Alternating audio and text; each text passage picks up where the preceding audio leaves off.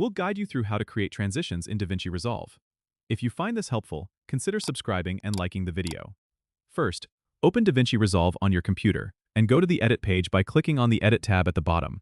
Once there, look at your timeline where you've already placed your clips in sequence.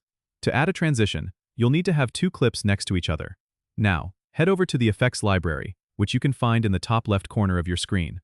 Click on it, and you'll see various categories. What you want to do is go to the Video Transitions section. Here, you'll find a range of transition options, from simple cuts and dissolves to more complex wipes and effects.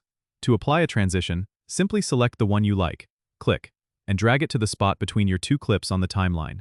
You'll see the transition icon appear. After placing it, you can adjust the length of the transition by hovering over its edges and dragging them to shorten or lengthen its duration. If you want to customize the transition further, click on it and go to the Inspector panel on the top right. Here, you can tweak attributes like border width, angle, and more, depending on the transition type.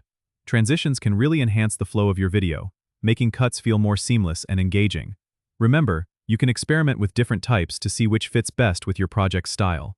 And that's it. You've successfully added a transition to your clips in DaVinci Resolve. Don't forget to subscribe and comment if this helped you out.